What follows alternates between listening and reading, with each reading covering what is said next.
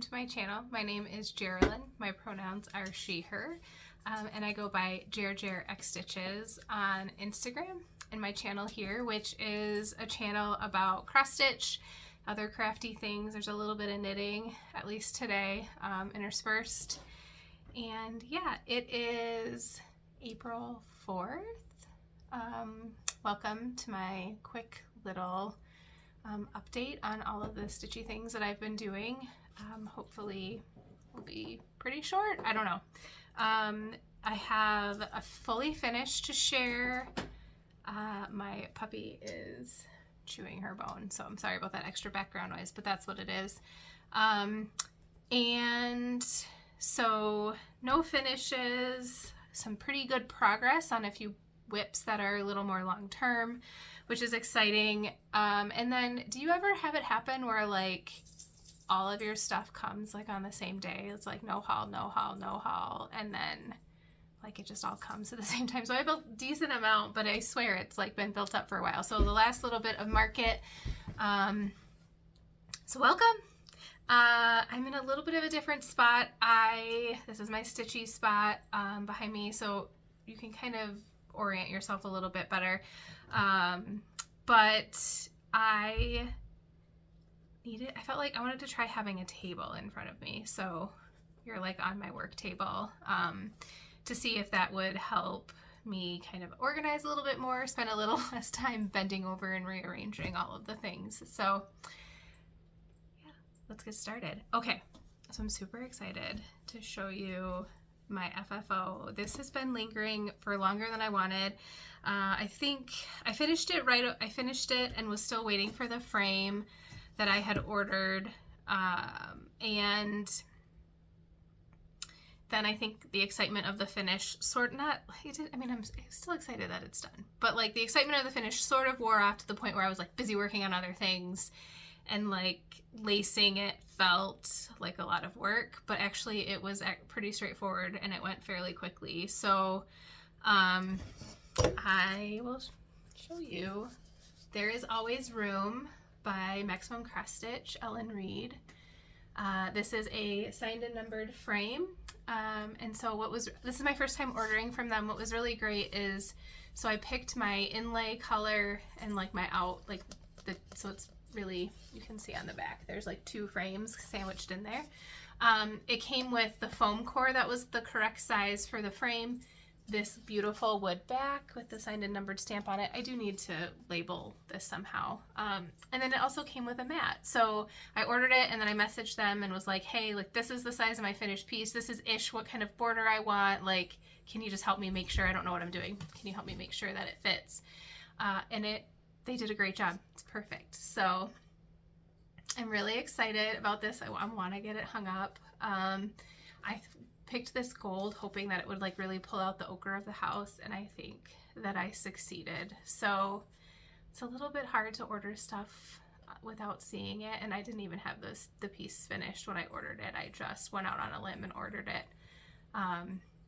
So yeah, I'm super excited, and it's probably going to go on my Evertote wall right there.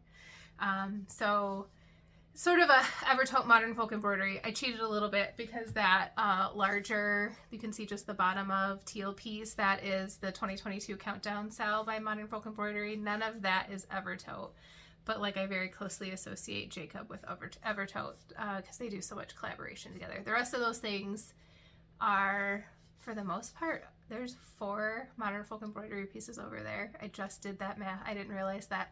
But anyways, all the rest of them are supplies from Evertote. So this was stitched with Dirty Porcelain. I think it's a little creamy. So I'm gonna go with Dirty Porcelain by Roxy Floss Co. with the Roxy Floss that was called for. Ellen does do DMC conversions as well. But once you stitch with Roxy Floss Co., you just don't want to stitch with DMC. So this is a really great piece. A lot of the flosses only took a little bit, and so I had some left over and I was able to kit them into other projects. So that was really nice. So that's my fully finish. I have a few things that are stitching adjacent that are fully finishes. I didn't do a ton of stitching this last weekend. I'm still contemplating why, because I made some really great progress the weekend before and through last week, and then it became April 1, and I think it was time for me to do 10% on my, you'll see it later, my Reaching Skyward piece. And I wasn't going to do that all in one sitting. I knew that. But like picking it up, knowing that I had such a big goal, like I just need, and I love it. I want to stitch it. I just need to get going on it. But anyways, I had some other things that I needed / wanted to do.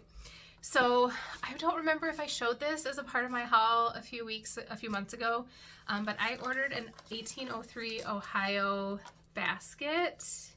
Let me get the name right. It's 1803 Ohio Farm Basket. So this is a hand woven just for me basket.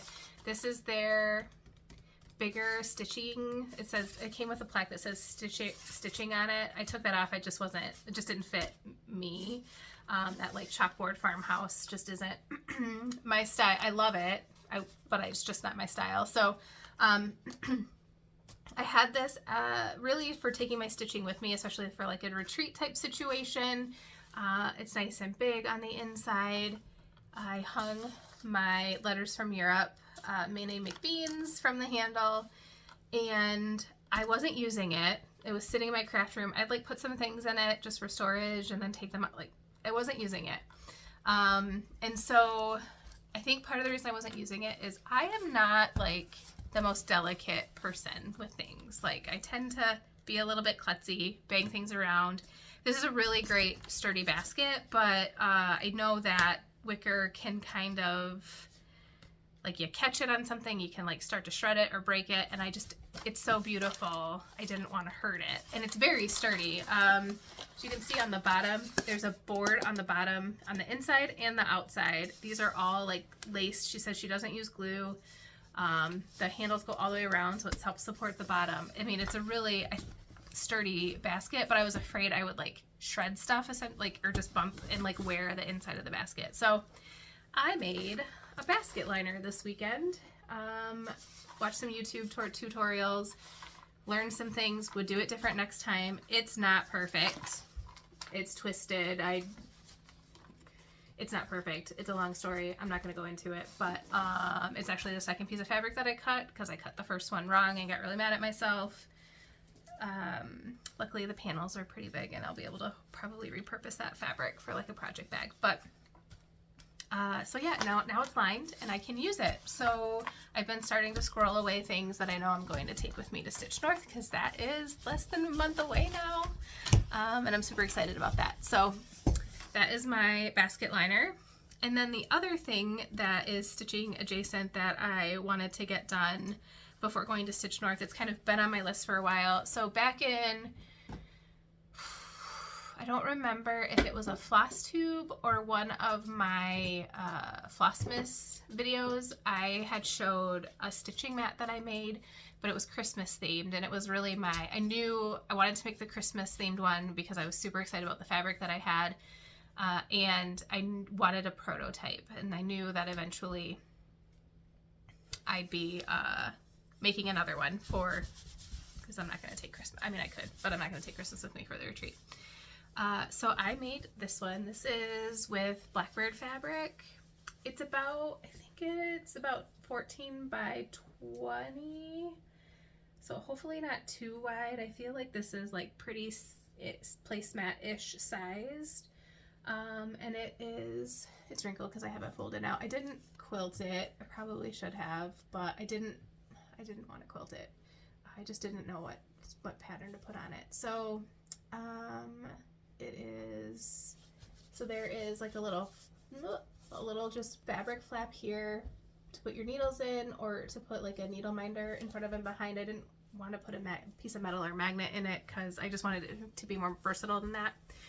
And then I have a little clear pocket here that will fit business cards. So I need to order those. I still plan on ordering business cards. So I wanted to put some here so they're just easy to grab. My other stitching mat, and a lot of them that I've seen, they have like the pockets down here. I wanted to try like the sideways pocket. So there's 2 smaller pockets here and 1 big one. This actually slides my cell phone like perfect if I just want to tuck it away. But the thought process behind that was like when I have it sitting, try to do this, when I have it sitting like on the table like this, I can't see it's harder to see what's in the pocket if they're this way, but if I kind of tuck them this like to the side, I can kind of tuck things in but still see sort of what's in there. So we'll try that design out. It's just something pretty and soft to put on my stitching surface and protect things from the table. So also, like, heaven forbid, like something gets spilled, I would assume that like my mat would absorb it versus it going straight onto my stitching. So if it started to run. All right, my other finish is not stitching, it is knitting, but I'm going to show it to you anyways. I ordered some sock tubes, I ordered some sock yarn from Polka Dot Creek Yarn. I had one of them put into a sock tube, and I finished a pair of socks. I actually have 3 socks done. These are shorties, so I had a 50-gram tube that they used as their circular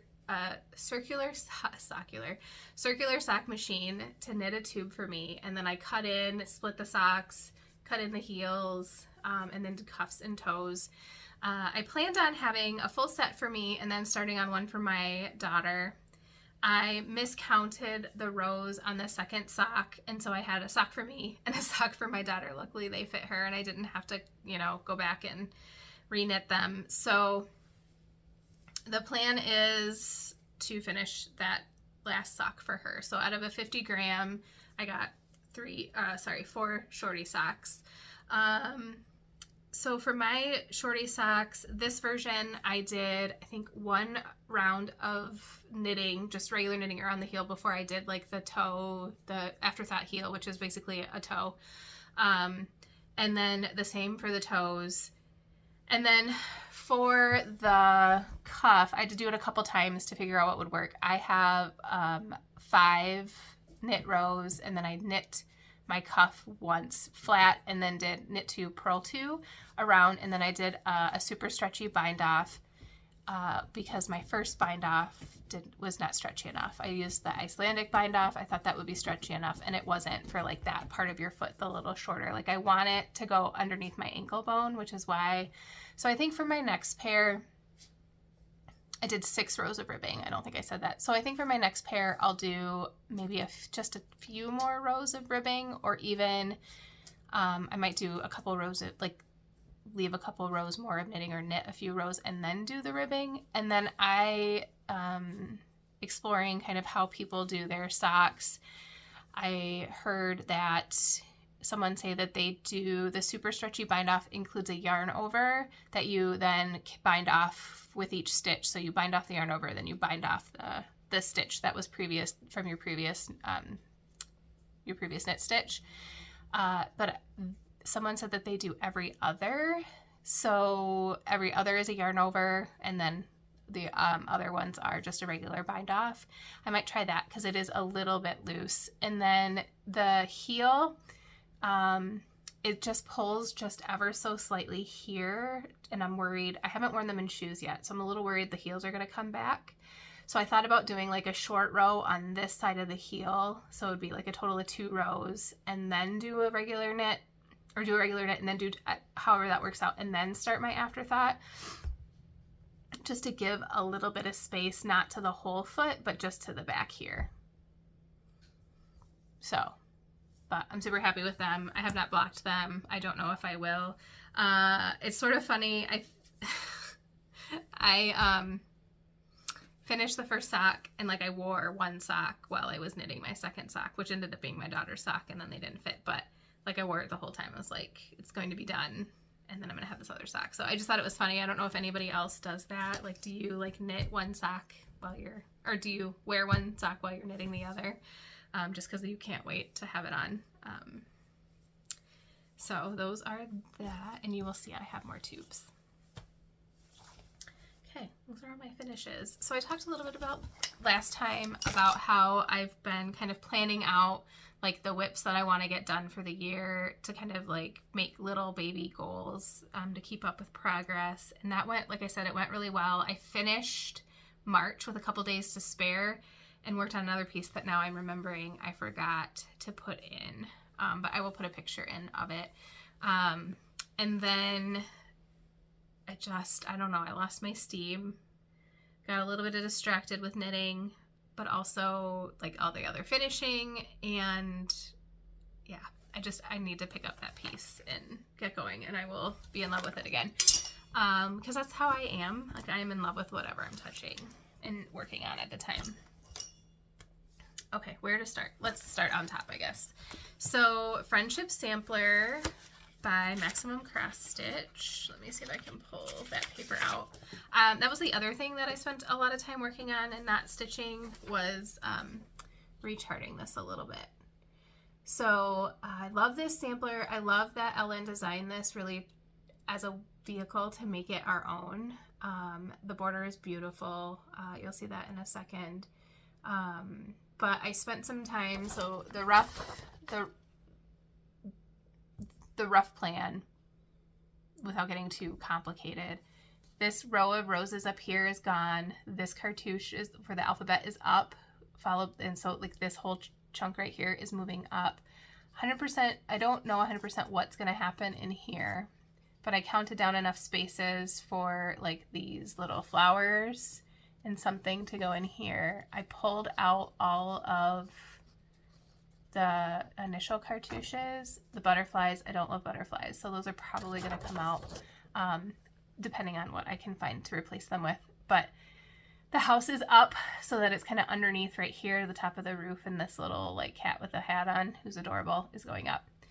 And then I like the tree, and when I showed There's Always Room, I like the symmetry of having a tree on each side, and I really like these lemon trees. They're fun. So I'm going to have matching trees, one on each side of the house. And then the people are coming out. The rose border is coming underneath the house here. And then the berry bowls, because it's an important part of this piece, are going to go in here and here. So here.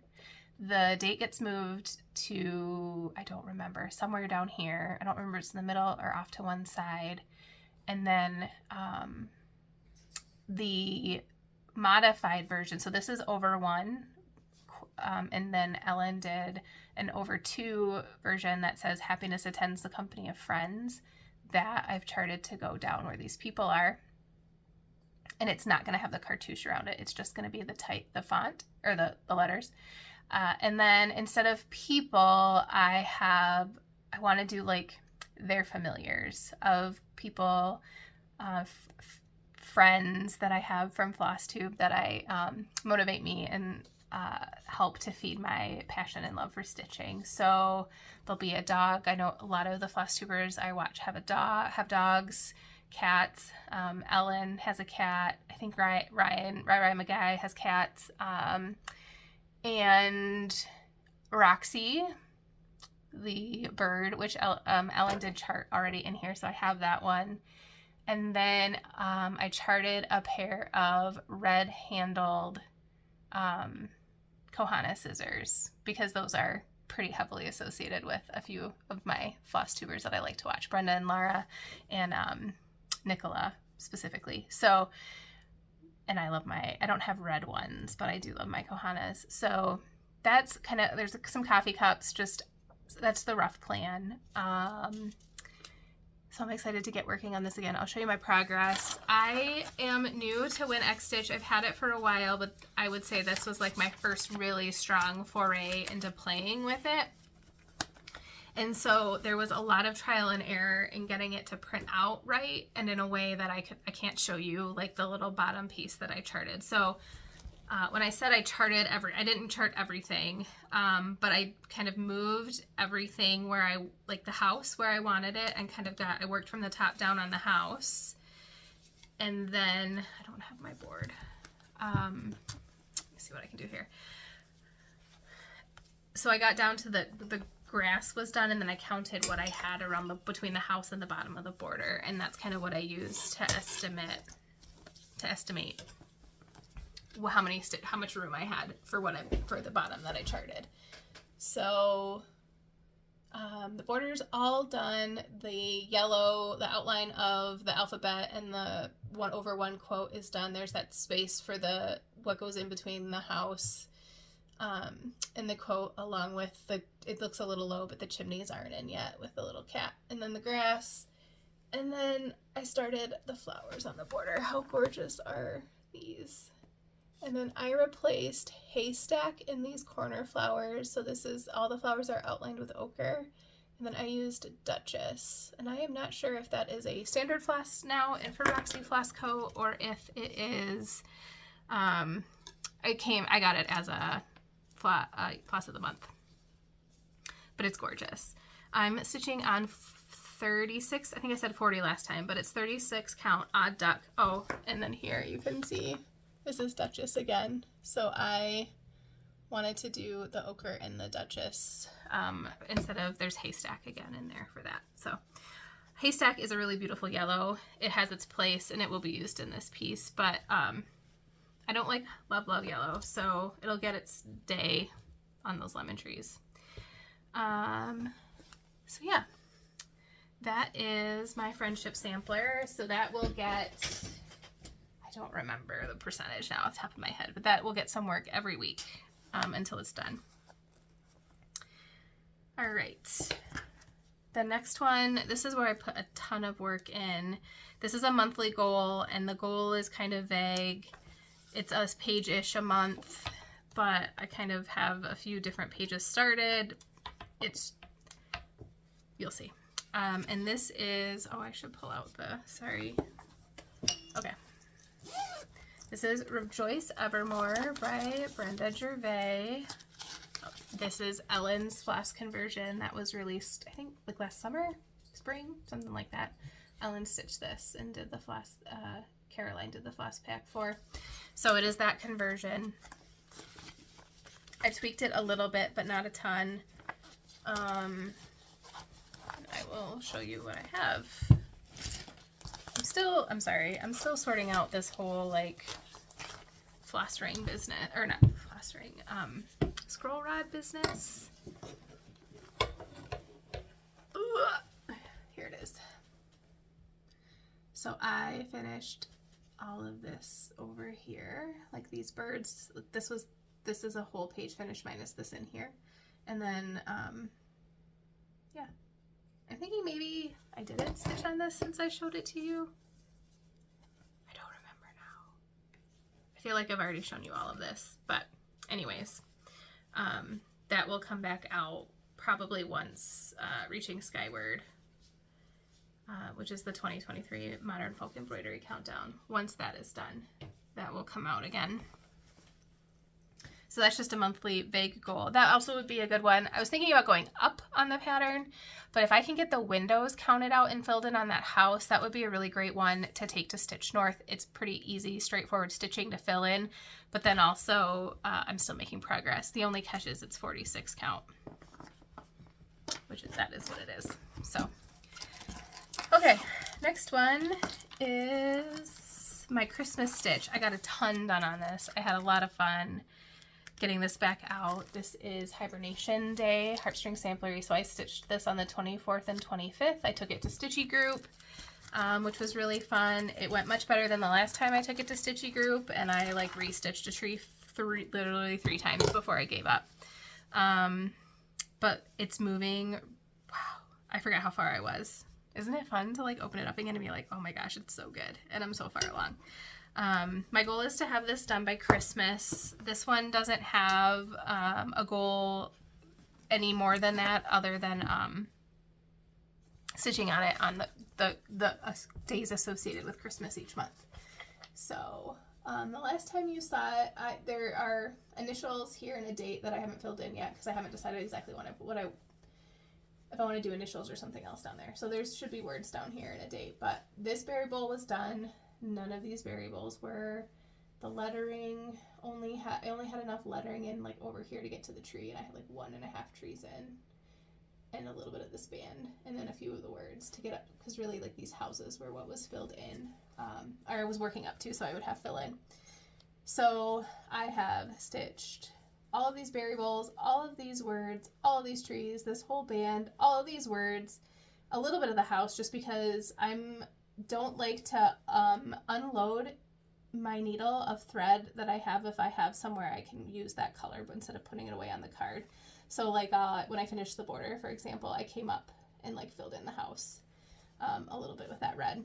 And then I got this bird in, a little bit more words, this border, and then I wanted to start the snowflakes to see what they looked like. And I'll go back in and get those words done. A little bit of a secret about this one. The houses are one thread off. And I didn't have the heart to go back and fix it because it was a ton of stitching and a ton of counting. So I'm going to fudge it, and you probably would never know. At least from this distance, you would never know. Up close if you really looked. But I'm not submitting this I'm making this for myself and to love and enjoy it, and I will probably forget, even before I have it finished, that it's one thread off. I don't think, there's enough spacing and stuff that I don't think it's noticeable. So I'm using Caroline's Roxy Floss Co. conversion on 40 count Panettone. It was a special cut because of the length of it, and I love it. I love the colors. I love it's like it looks complicated, but it's simple. I don't know if that makes sense, but it looks more complicated. Like it's really a joy to stitch, and it brings back really great memories. Caroline kitted this up for me personally while I was at my very first Evertote workshop open house. And like she didn't quite have the floss packs ready to go, but she took the time to kind of do the math and kitted it up for me. And so there's that really great memory associated with it too. So I actually almost picked that piece up yesterday, and then I didn't stitch it all yesterday. I put 5 stitches on a random piece that I didn't bring out to show you because it was literally 5 stitches. I was like, I haven't looked at this since it was my Thanksgiving piece. So I was like, I was reorganizing my cart over here. It's like not as full as it used to be. I moved my whips, and I touched it and was like, what does this one look like? Oh, it's so pretty. What color did Hannah pick for me for that house? Oh yeah, okay. And then I like had thread in it on the house for fill-in, and I was like 1, 2, 3, 4. Okay, Geraldine, stop. Like I was in the middle of something else. So anyways, I did technically stitch yesterday, but like it didn't count. I finished my socks and then had the intention of picking up stitching, but it was too late and I really needed to go to bed. So, all right, last whip that I'm going to show you today is Ink Circles Dog's Declaration.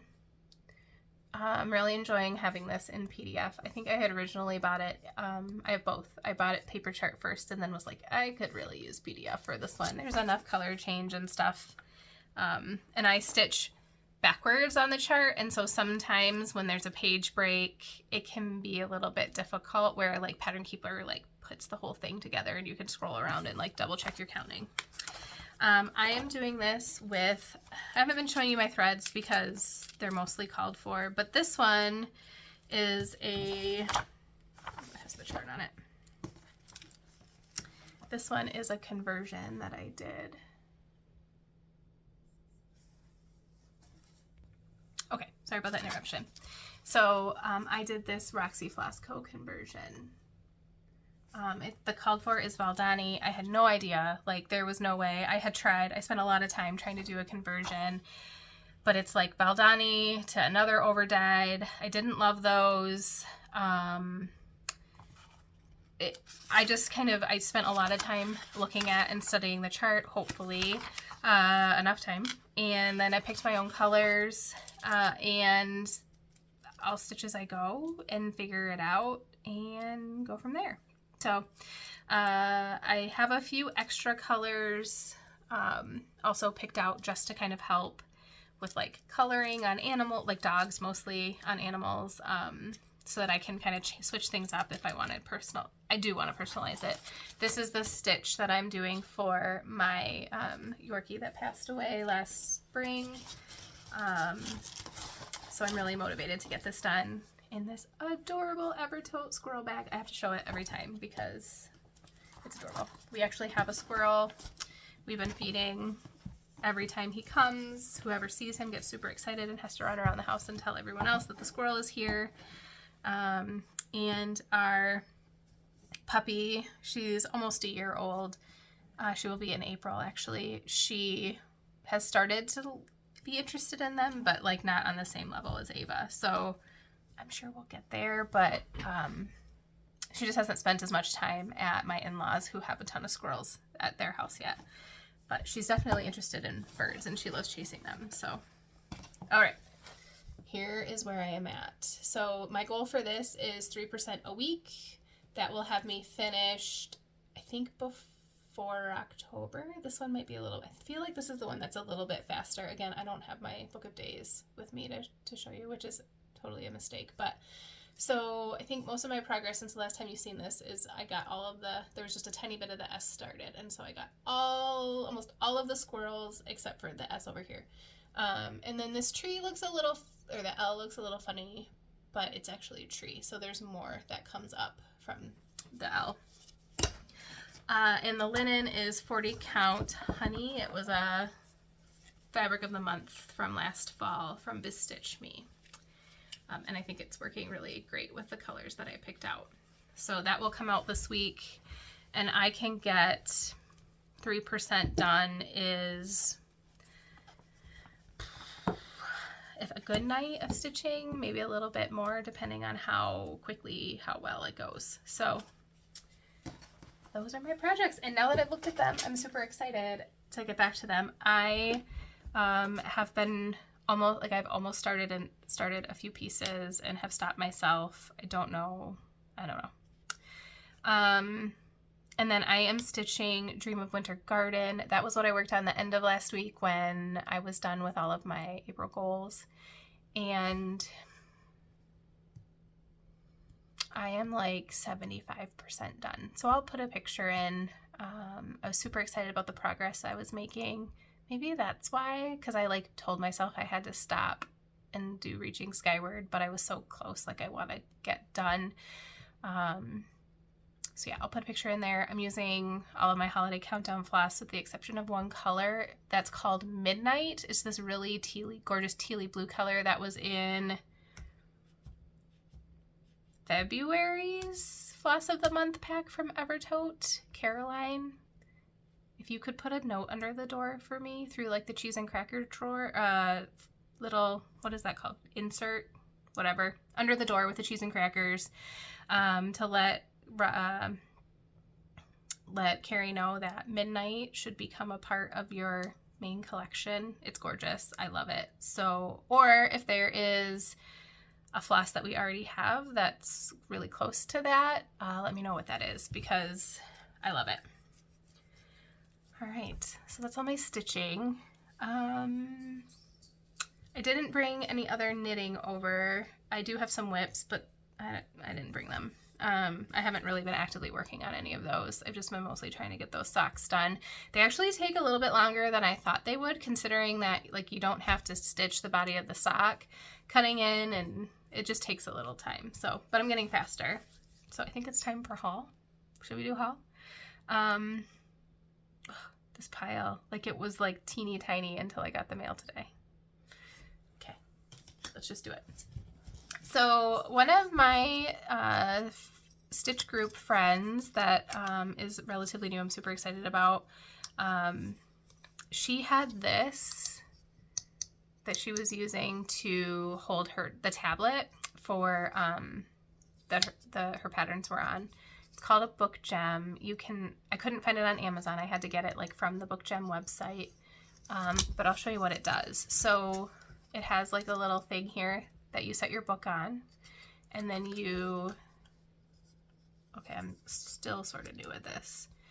You like squeeze these, and so your book would sit here, and then this, or your tablet, and then these would hold like your pages in place.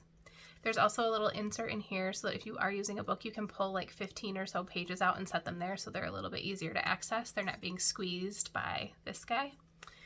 And then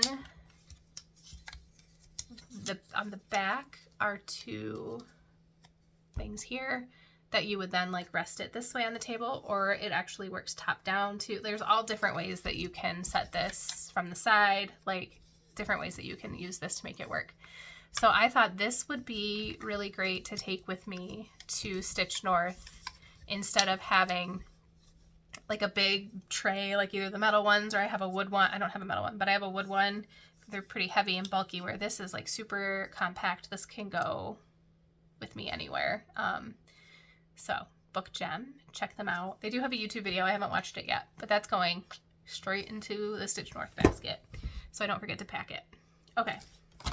I did a order from Annabella's on Etsy with a few of like the market things that I said I wasn't going to buy and then I last minute needed to. So this is Annabella's shop. I got the Itch to Stitch. Elizabeth Ann Can Stitch. She did this like in almost a night. She probably would have finished it in a day if she had some other stuff going on. But so this is a super quick stitch. It's really cute. It is 125 by 30 for a stitch count. And if you stitch it on 36 count, it's 6 3/4 by 1 5/8. So it's like pretty tiny. So I want to make this into a pillow. I may or may not put weight in it so that I can use it as like a weight for my lap stand to kind of help counterbalance if I need to. And then she's, you know, I don't remember if she used the called for or if she just picked out her reds, but you could do this in any color, like shades of different. So like each spool is a different color of like that same shade. So that's really fun. So I have to decide. But this is actually the second October House Fiber Arts pattern that I ended up buying from Market. And I don't have any of their patterns since before. I had never bought any of their patterns before. Which one is... Okay. The pears. I thought these were really cute, fun smalls. I think the blue ones are new and the red ones are last year's. Does it say on the back? One is from Market this year. One is from last year. I got both. Don't have to be the colors that they are, right? They're just cute and they're all a little bit different. Actually, I didn't even check. Yeah, the alphabets are like lowercase versus uppercase. So yeah, those are cute little motifs. And then she had some like pretty cheap fat quarter bundles that I thought would be fun for bags or whatever. So I got those. All right. My Roxy Floss Co. It's so fun seeing the new cards. My monthly floss clubs for April came. So if you haven't gotten yours, look away. Here's the brights. They're really fun. And then here are purples again, ladies. The purples and the greens. I'm a fan. So you had me at purple. So yeah, this dark purple is really great. It actually would have been a really great choice instead of Duchess for my border in my friendship sampler, but I'm sure it will get good use. Okay, I'm gonna save that because that's knitting haul. So this is the stuff that came that I've been waiting for a little while. Oh, I lied. Because this wasn't. I stuck everything. Okay, so I got this from Top Knot Stitcher. This is Brenda Gervais, one of her market releases, Every Opening Flower. I didn't expect it to come in a little one. I was kind of surprised by the half fold, but this was, I had to wait. Everything else came last time. I had to wait for this one because she sold out at Market and they had to get more in. So that is really fun. I've got to finish Rejoice Evermore before I think about another Brenda Gervais. Is the moral of that story. And then also from 123 Stitch, I had to grab a few things. So I was watching Traditional Stitches. They were updating on their Lucy Barber, and Janice is almost done with her stitch, her model for the shop of Lucy Barber, and she ran out of green. So I got some green while they had it before there was a run on this color. And then I wasn't going to buy more tea, but okay. So like everybody's been, not everybody, a few people that I've been watching have been stitching ink circles. They've been doing like where you stitch, like Rai Magai, Michelle Bendy. They're doing like you stitch your first corner, whatever quarter of your ink circles pattern. You send your fabric and your floss, like your whole project, to the next person, and then 4 people later, three more people later, you have a finished piece, but you've gotten to stitch on a bunch of different ink circles with different colors. So that's kind of like my dog's declaration is ink circles, but it's not like that mandala setup. So I thought this was cute. This is their tea berry tile. It's their Tea Time Tree Way Silk X Stitch the Rainbow contribution for market. And so I thought it was, you know, a smaller way to kind of dip my toe into the ink circles mandala. 'Cause I know she has a ton of them, and just kind of feel out how I feel about them. I'm sure I will love them. It's fun and pretty, but like, am I gonna love like stitching the same design but rotated, like that whole thing?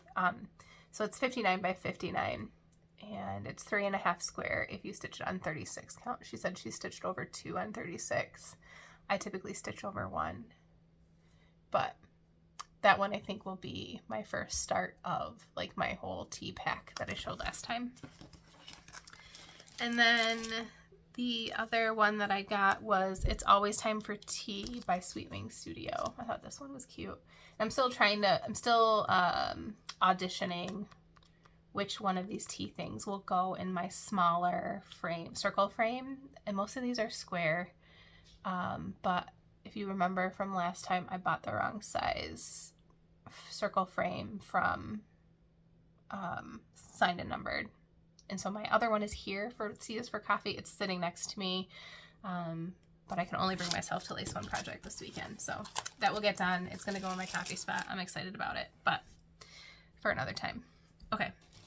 And then, oh, this is my 1, 2, 3 stitch order too. So I got the Letters from Europe box. I was lucky enough to get that from Nicola a month or so ago. I have like a special that's just opening that and showing you what was in there if you want to take a minute to look at that, if you're interested in what was in that box. Barry from Stitch Folk is making special bags for it. They're beautiful. I already have a bag waiting. I'm waiting for Barry to send me. That was a pre-order from like the month prior. It's the one with like the grumpy birthday girl. I probably wouldn't have ordered that one if I'd have known she was making one from Hansa for the Letters from Europe bag. Anyway, so I'm going to make my own Letters from Europe bag is the moral of the story.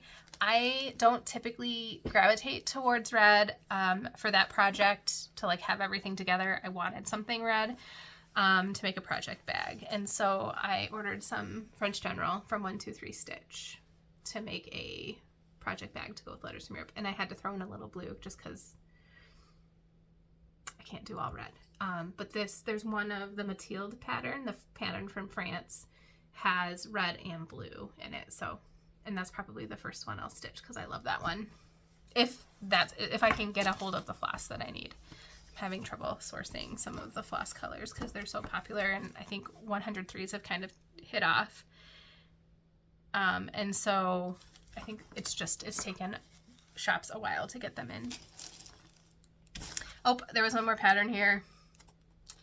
Another market release that I wasn't going to buy, but then, you know, it was like $7 to throw in my cart, and it's really cute. It is 80 by 112, and it's called A Stitcher's Garden, and I thought it was adorable. I love the little bowl with the flowers and the house on the inside, and then all of the spools and stuff. And like the color is me. It's like that like turquoisey, slightly turquoise blue, like a little bit like peacocky blue, and then the reds are like a little bit, not like red, but like raspberry, at least from the picture. So we'll see what I have. It's a Weeks Dye Works and Classic Color Works is what's called for, but I got like a whole cabinet full of Roxy Floss Co. That, and then there's a little bit of DMC too.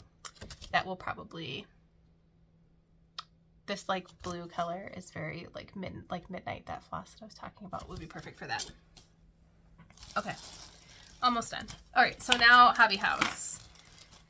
So in the vein of getting ready for letters from Europe, I have no idea when I'm going to start or what, but because I'm trying to be good about my starts. But I did want to order some of the fabric and floss. So I'm working on collecting the floss. I was able to get a few colors, not many.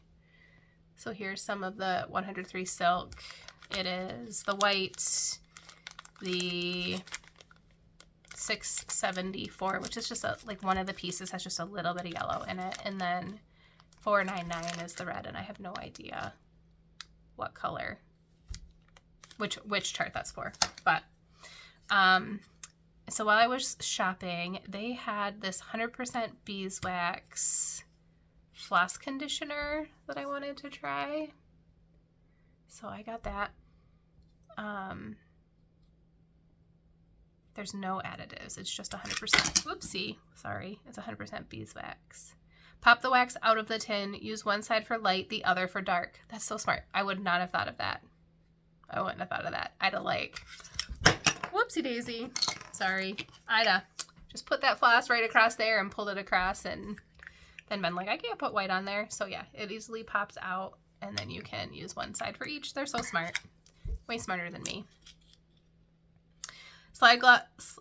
Gently glide floss between thumb and wax, then smooth between thumb and forefinger to evenly distribute. I don't always use, I sound like, what is he? The most interesting man in the world. I don't always use gloss, but when I do, I use Beeswax Bliss.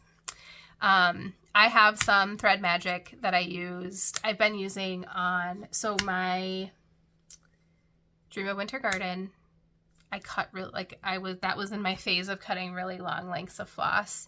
And I find that they're too long for 40 count, especially when I have a lot of color changes anyways, but they get hung up less often when I use conditioner. So because I don't want, like, they're long enough, they're too long, but they're not too long that if I cut them in half, they're a little bit short. And so I don't want to just like cut everything in half.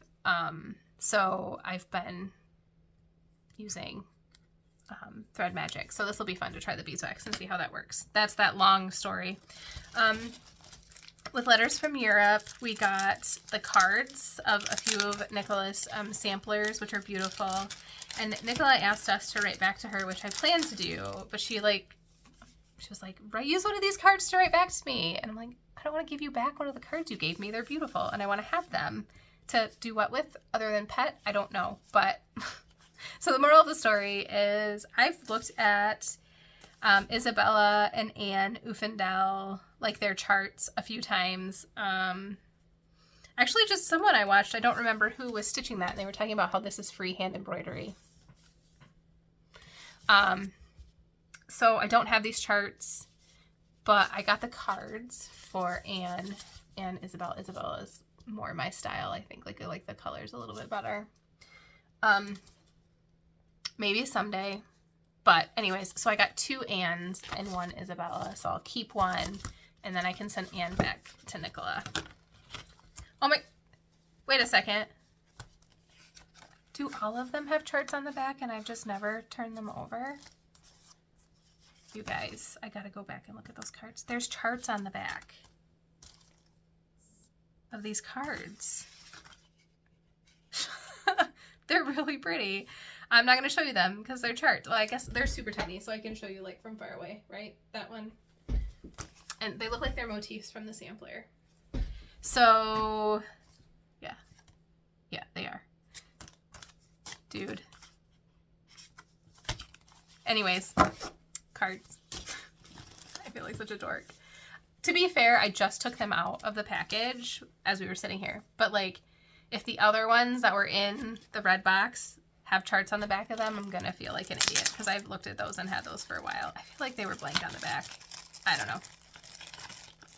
So, another new thing for me, there's 2 of them today, is Saju. I have something from Saju now. It's like a big, like, popular kind of vintagey. So these are the vintage thread cards. I have no idea, no plans for them. They looked cool and pretty, and I wanted to So they're meant to have floss like wound around them. They've got the little indents, but they're really fun. I don't know what I'm going to do with them because I don't like to use bobbins, but I'm sure I will find something. They're too thick to punch a hole in, but they're really cute.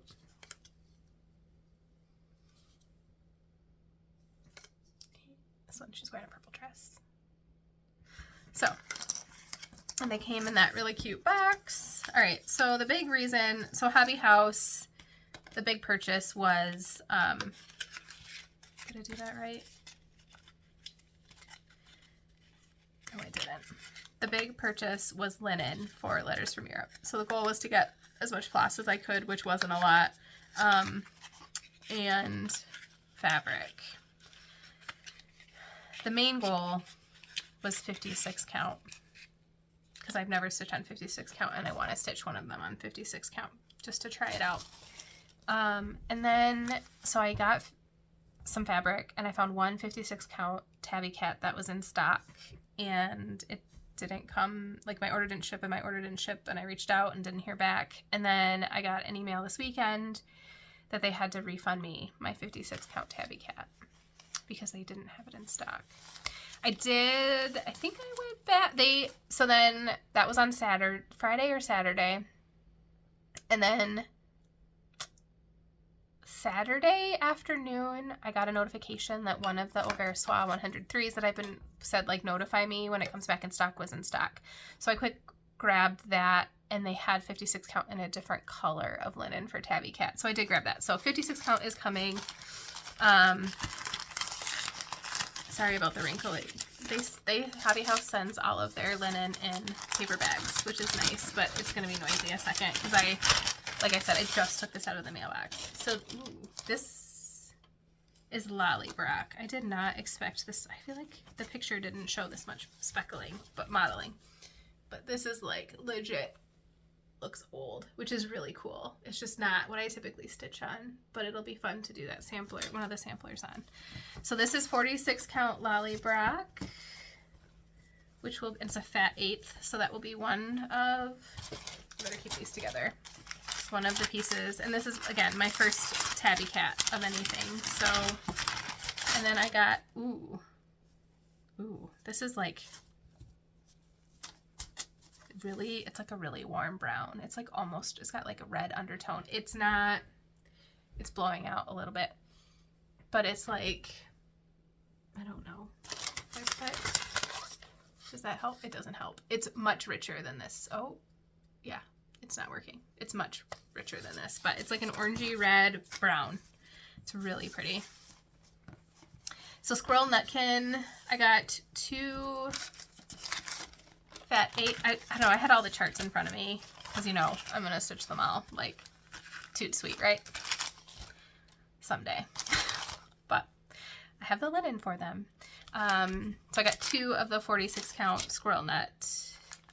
But everybody's rushing on tabby cat, maybe in general, but especially right now because of Letters from Europe.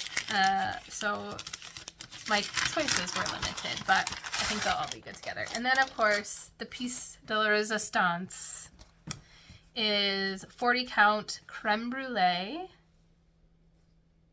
And I got a fat 1/8 and a fat 1/4, so I have 2 pieces. And again, not quite, it's like blowing out again. It's a little bit yellower, a little bit richer than what it's showing. But it's quite modeled, and I can see why some people are like, ee! But I think to like give it that like rustic look will be fun. And so it'll be interesting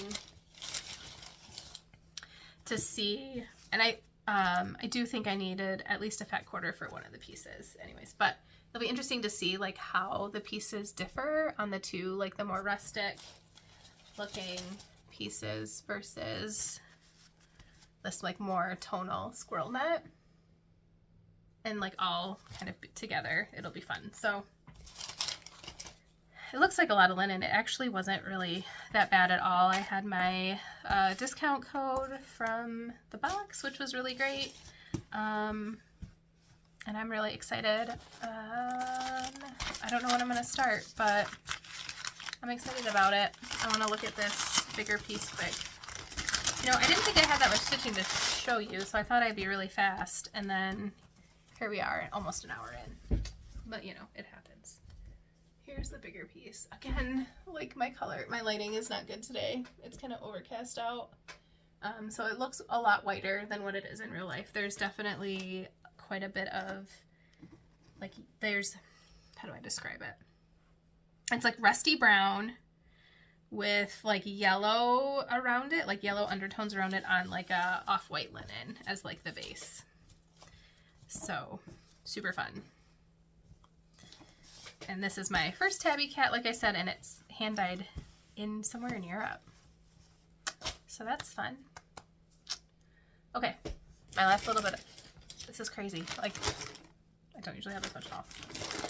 My last little bit of haul is knitting related. So let's see here.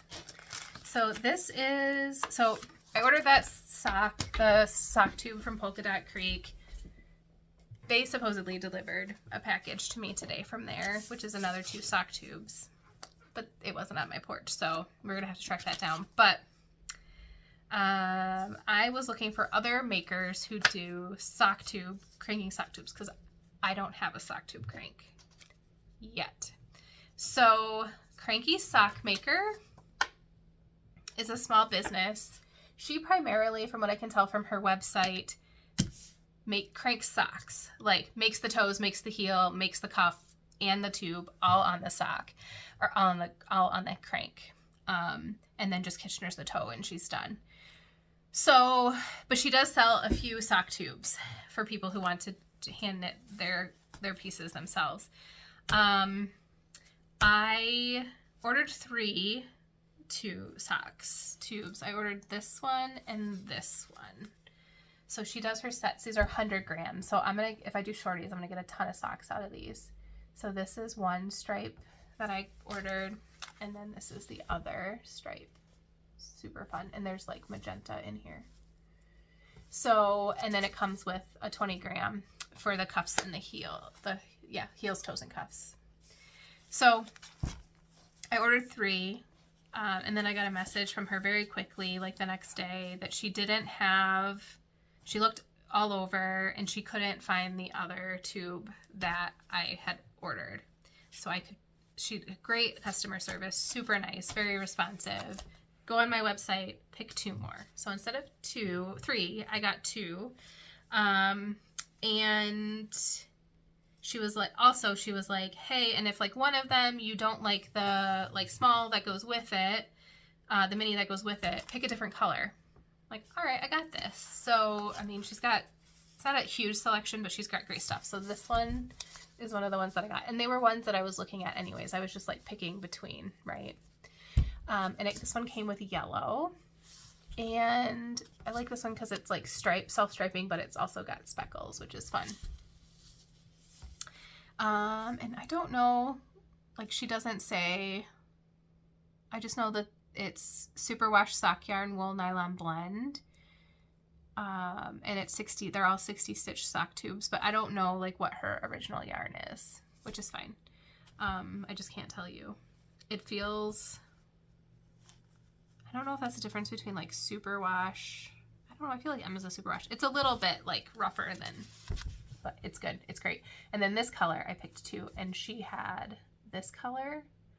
So when she said pick a different mini, I thought, okay, like she's going to take this mini out and give me a new one. And I just wanted, like, instead of blue, I wanted the mint. She sent me the mint too. So thank you. She was really great to work with. And I will be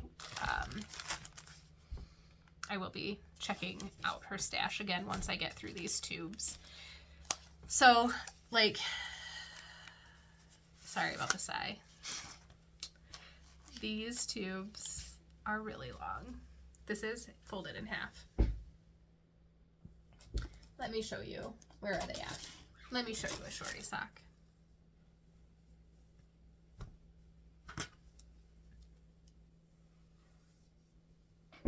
So I for sure can get like 4 pairs of socks out of these guys. I'm pretty sure. I'll have to divide them and count, but aren't they fun? The tension is great. Like they're consistent. So that's next on the list. Once I finish, well, yeah. Once I finish my daughter's last sock, these will be next on the list.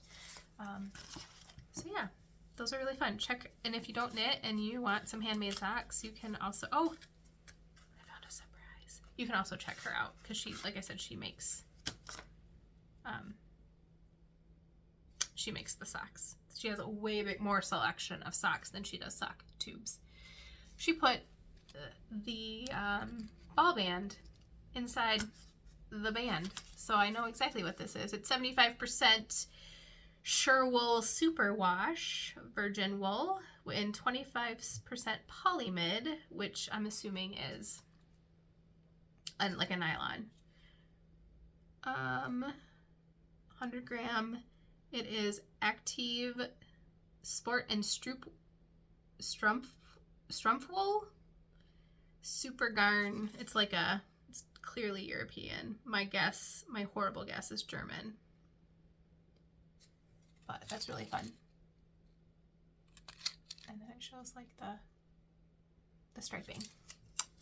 Yay. Okay, so there we go. Now we know. So it's fun to be able to get to try some new yarn that way too. I don't know, I've got this thing with self-striping yarn lately. Super fun. Okay, so that is, I think, everything. I have some stitching to do. It's spring break. My daughter is off gallivanting, trying to keep her out of the house and not just sitting in front of the television. We don't have any plans like to do anything crazy, so she's off doing her thing. And so a lot of people are gone at work, and so it's kind of like a chill catch up on stuff that you haven't had a chance to catch up on or to do because we're always in meetings. So that's kind of what's been going on. So I have a little bit of time this evening, hopefully, to stitch, get going on Reaching Skyward, and get this video uploaded. And I probably will film one more time. Oh, I finished my small for Stitch North. That is done-ish because I it's done, but you'll see when I show you. So I need to film that before I go, but I'm not going to post it until I get back. But the official small is done, but it's a whole thing. So there's more fun little baby projects to do to go with it. That's what I started my Saturday morning with and had a really good time finishing it. And so I'll probably film one more time before I go. I don't know if I'll do a retreat packing. I tried searching on YouTube for retreat packing stuff. There were a few people. It wasn't quite what I was looking for. Ryan has a really great comprehensive packing video that I watched when he got back from Stitch North, and then I watched again while I was working on my things on Saturday. So I may or may not kind of show you what I packed and then maybe show you what I actually used, talk about that. I do plan on packing stuff that I might not even bring in from my car, but just to have it. Thank you to everyone who responded to my Stitch North post about butter tart shells, or just tart shells in general. It blows my mind that we can't get them in the States, and it also blows a lot of Canadians' minds apparently because they're used to having them. So I grew up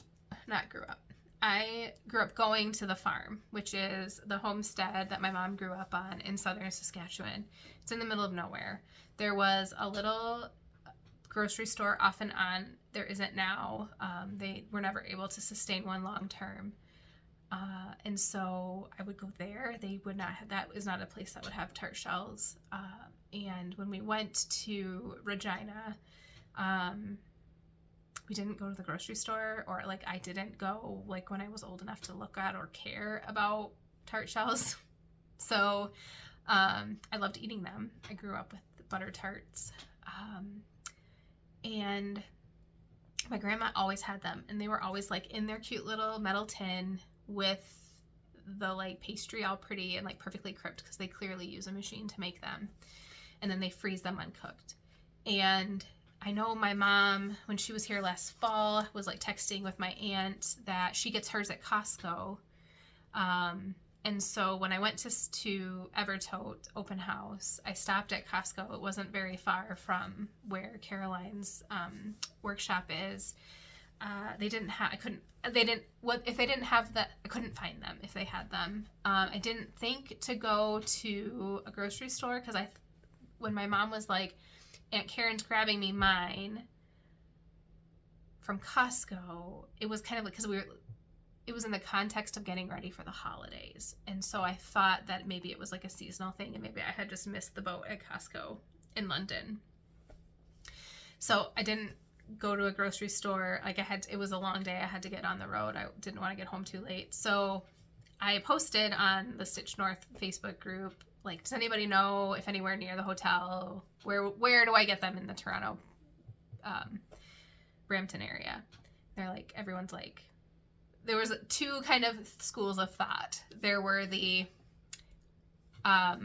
you can get them anywhere people, like, just go to a grocery store, you'll be fine, which is great news. Thank you. I can plan to take a cooler and get some ice. And then there were like people who were like, what do you mean you can't get them in the States? Don't you have frozen pie shells in the States? I'm like, 100%. You can get frozen pie shells. You can get fresh pie shells. You can get graham crackers, like all the things. You can get pastry shell tarts that are not the same. They're like phyllo dough. But you cannot get pie crust tart shells in the States pre-made. So usually the workaround is you make pie crust, and then you like press it into muffin tins.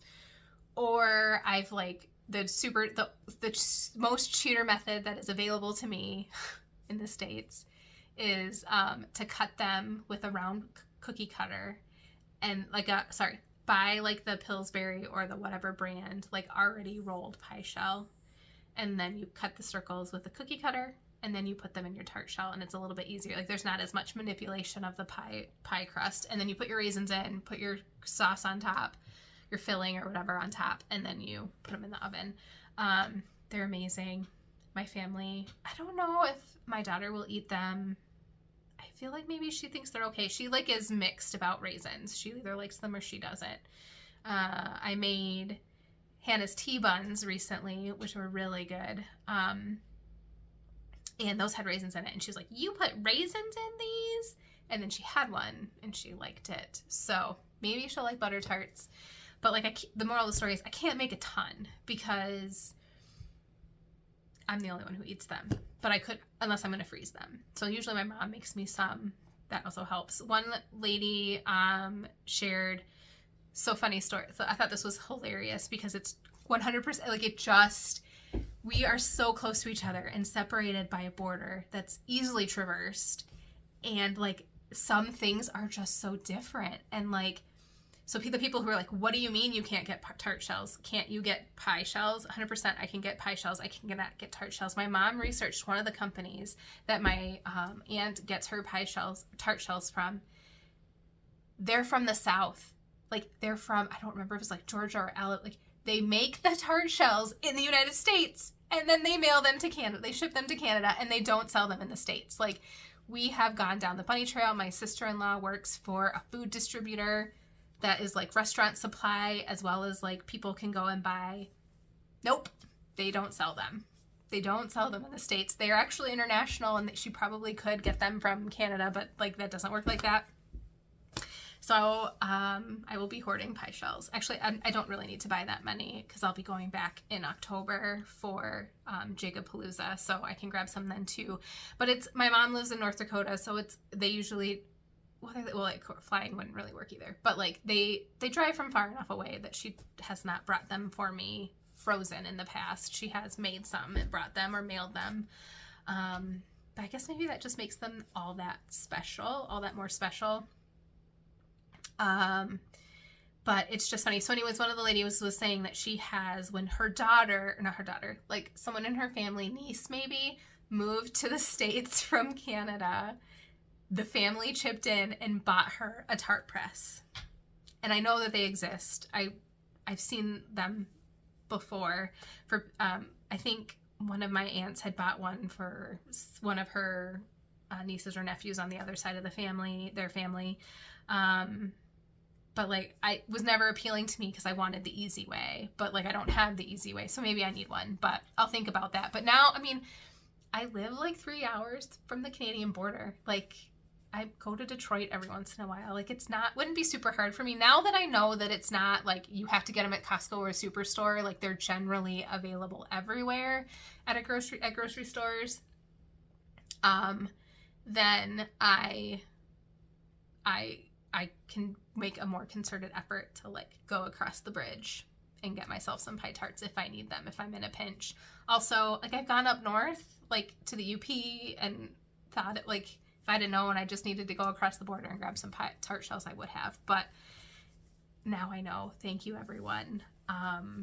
But yeah, I just remember like whenever my aunt was getting tart shells for my mom, it was like she's got to make a trip to Superstore or make a trip to Costco. And I think I've been to Superstore one time, and I was pretty young. Like I was early teens when I was staying with my aunt, and like it wasn't like it's just like I'm not a mom shopping for her family kind of thing, so I just wasn't on the lookout for those kinds of things. So anyways,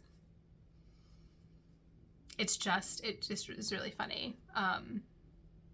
And it also, it makes me, I don't know why, I'm getting teary and I don't even know why.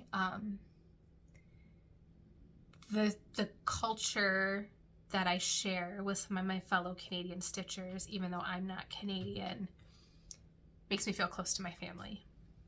Because it's the similar things from when I was growing up. Like those memories, that culture that I associate with Southern Saskatchewan, some of those things are shared among many of you, whether you lived in Southern Saskatchewan or you live in Ontario, and I didn't recognize that until now, getting to know more of you through this experience. So y'all are amazing.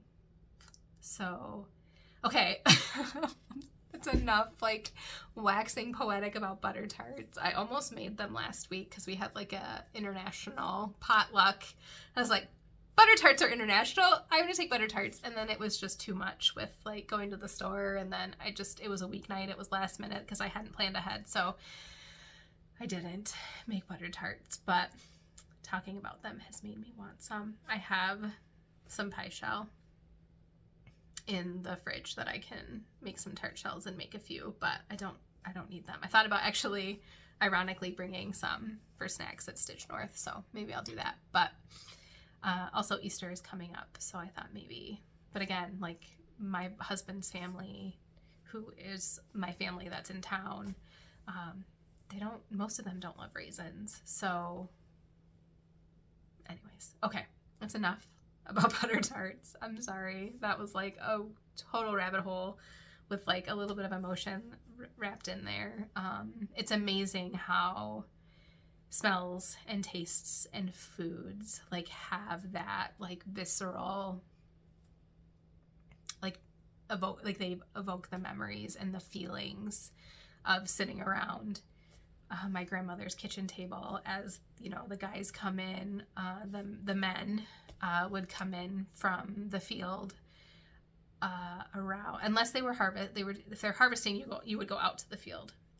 But if they weren't like that crazy busy, they would come in from the field or from the shop around 2 o'clock, 2:33, and Grandma would have a pot. They always came to Grandma's house, even though my aunt lived next door, with my aunt and uncle lived next door. They would always come to Grandma's house. And I don't know if it was because we were there. I was too young to ask those questions, but they'd always come to my grandma's house when we'd sit around the kitchen table. When my grandfather was alive, of course, I think that was a big reason why they came to Grandma's, was because that was his homestead that he inherited from his, or purchased from his father when my grandparents were newly married, and so there wasn't a lot there when my grandfather took it over, and so it was his farm, and so I think them coming and updating him on the goings on and what they were working on. But we would all sit around the table with coffee. I of course wouldn't have coffee, not of course, but at that age, and there was always cinnamon rolls and homemade cinnamon rolls and butter tarts, and for lunch there was always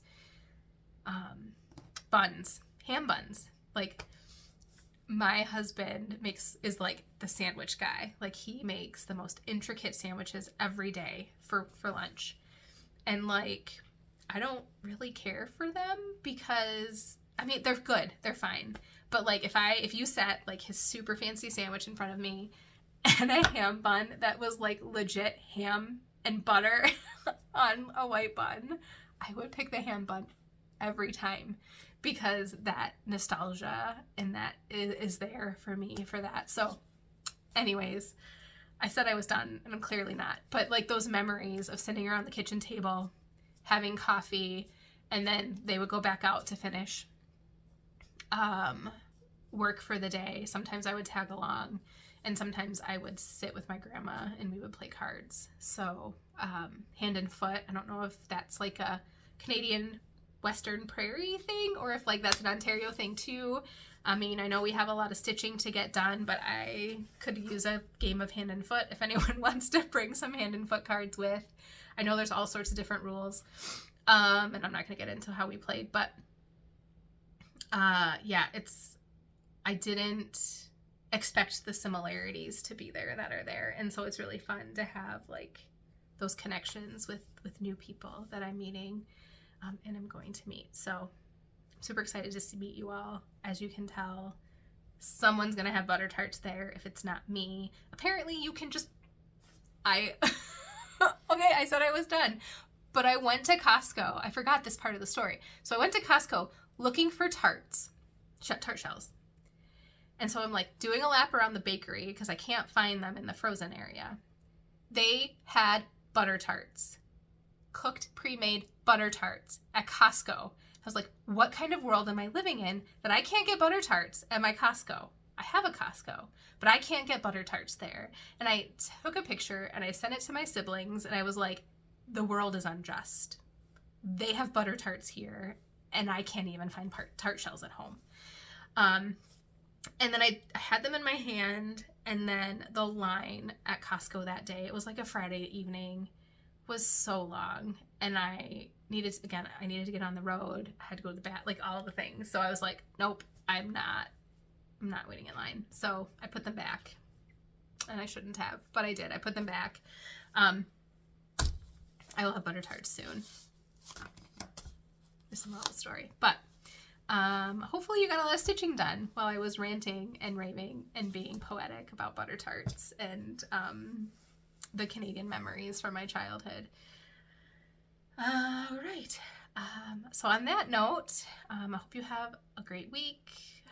You know, are able to stitch and get some whatever stitching does for you, that whatever bucket that does for you. I hope that you're successful with that this week or so. I don't know when I'll be back, but I imagine it will be before I go to Stitch North one more time. So I hope you're well. Take care. I will see you soon. Bye.